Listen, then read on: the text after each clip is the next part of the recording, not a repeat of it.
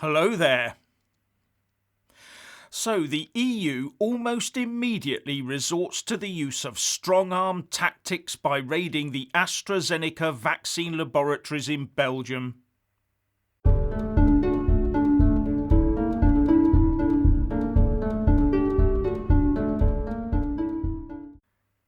Firstly, please subscribe and like this video to give my channel a boost, and I'm always uploading new content, so please do check back daily, and a big thanks to my Patreon and PayPal supporters. Now, before I get into this latest hot topic of vaccines and vaccine nationalism, have you heard that the trip the PM made to Scotland to visit a vaccination centre in Castlemilk, Scotland, has been reported to the police as an unnecessary journey? And Stuart MacDonald, the SNP MP for Glasgow South, said in an open letter, "The Prime Minister's visit to Castlemilk, a community his party has hit hard, was wrong. It's right to thank the armed forces who have helped in the fight against COVID, but the best way to do it is to pay them properly, improve their conditions and better support their families." And Severin Carroll in The Guardian reports that MacDonald published an open letter to the Prime Minister at around the same time as Police Scotland rejected a handful of complaints that Johnson's visit was in breach of lockdown regulations, which prohibit non-essential journeys. The force has been providing Johnson with armed security support and motorbike outriders, so clearly believed the journey was lawful, as does Keir Starmer, the UK Labour leader. All I can say is that any SNP politician that gets out of bed in the morning is making a totally unnecessary journey. And Brussels is getting desperate. I did say yesterday that the EU Commission would start thrashing about as the vaccine heat was turned up. And this pie chart, made up from data provided by oneworldindata.org, shows you exactly why the EU is so miffed. The UK share of the vaccines compared to the EU 27 is the big blue sector on the left, making up some, 43%. And there you have it, a huge great block for us, and they're scrabbling around for the rest. And some of them haven't done very well at all. Some of the larger countries aren't in a bad shape, I suppose, but it's still woefully short of the UK performance. So in response to AstraZeneca telling the EU that it might be up to 75 million vaccine doses short on the EU 100 million dose order, the EU Commission orders the EU Medicines Agency to raid the company's offices. As far as I can tell, Eurocrats do not believe the AstraZeneca side of the story for the shortfall, so have raided their factory to try and find evidence of AstraZeneca smuggling vaccines out of the EU and into the UK. To find evidence that the EU supply chain is operating at full pelt, but with the UK paying over the odds to get its hands on the vaccines. And the Belgian Health Minister, Frank van den Broek, said the aim of the spot check was to make sure that the delay in the delivery of the vaccines is actually due to a production problem in the Belgian unit. And other EU member states were also involved in the raid, with a spokesman for Van den Broek saying it was to make sure that there was full transparency and objectivity, helped by experts from the Netherlands, Italy and Spain. Great to see the trust that the EU has in the UK shining through, isn't it?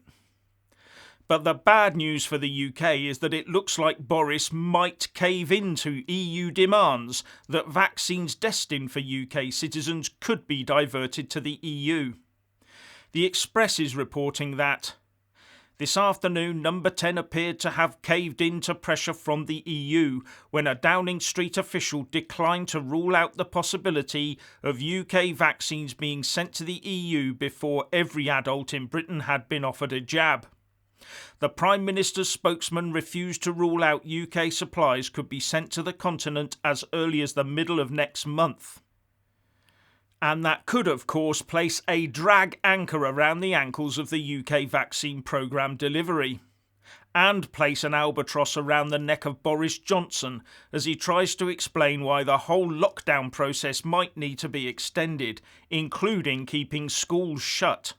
Manna from heaven for the Labour Party leader Keir Starmer, who has just opened up a 4-point lead over Boris in a recent YouGov poll, putting him on 41% and Boris on 37%. And only yesterday, Boris Johnson and Michael Gove were waxing lyrical about the robustness of our vaccine contracts and supply chains.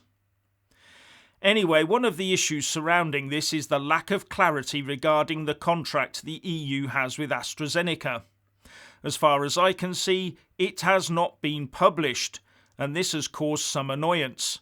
For example, Finnish MEP Nils Torvalds told the BBC, "What really made me mad and also makes me mad today is that everybody should have understood that if you don't go public with the most interesting parts of the agreement, that will come out in small snippets. And that's what's happened, and we don't know the context. So I'm really angry with the way in which the Commission handled it, and also with the way in which AstraZeneca handled it." He also said, "You can't solve this by the rule of the animal farm, where you say that all animals are equal but some animals are more equal. If we start to say that, yes, it would be okay if 50,000 Brits died of COVID instead of 50,000 Europeans dying from it, that would be a totally catastrophic argument. So I think we have to see what the contract actually says, and then we have to follow the contract and stop haggling about small details and snippets of information." But I did find a copy of a redacted UK contract with AstraZeneca on the government website, dated the 28th of August 2020, for the supply of AZD1222, with the contract value being £1, so as to hide the cost per dose to the UK taxpayer. And the contract is being delivered on the basis of best reasonable efforts, defined as the activities and degree of effort that a company of similar size with a similarly sized infrastructure and similar resources as AstraZeneca would undertake or use at the relevant stage of development or commercialization, having regard to the urgent need for a vaccine to end a global pandemic which is resulting in serious public health issues, restrictions on personal freedoms and economic impact across the world, but taking into account efficacy and safety. Now, I'm no contract expert, but it does also say that promptly after both sides had signed the supply contract, the purchaser shall submit to AstraZeneca a written order for 100 million doses of the product, the order, together with the purchaser's order number, VAT number and invoice address. AstraZeneca shall accept the order in writing, and the confirmed order shall be binding upon the parties and subject to the terms and conditions set out in this supply agreement. How the words best reasonable efforts ties in with binding, I'm not sure, but this might just refer to the first tranche. And when looking at the terms of the actual delivery schedule itself, it looks quite tight to me. Now, if the EU had a solid legal case, surely they'd go straight to court with their own contract, not invent some sort of semi-bogus reason to raid an AstraZeneca vaccine factory. Now, on the EU side, they're saying two basic things.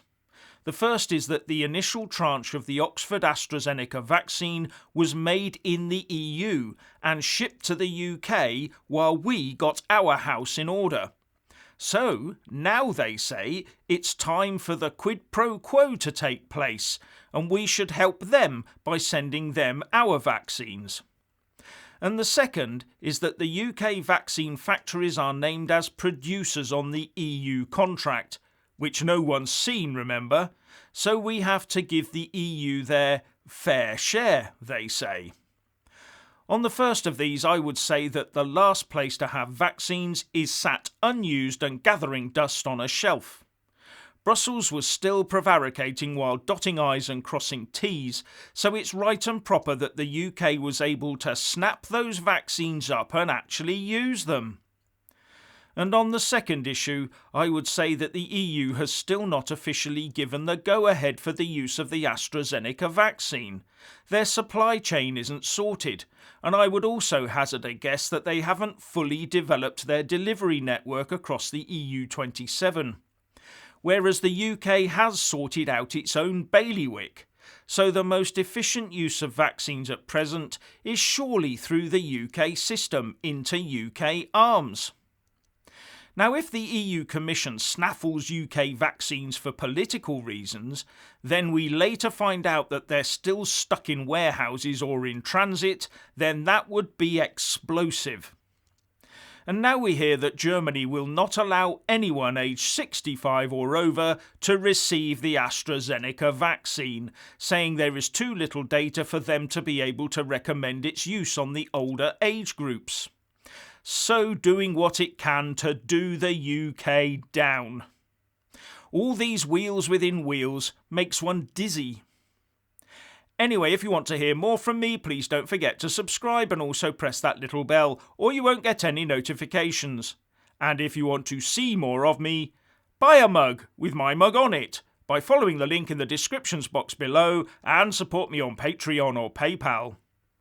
So what do you think about this ongoing vaccine business? Please share and comment, and thank you for watching.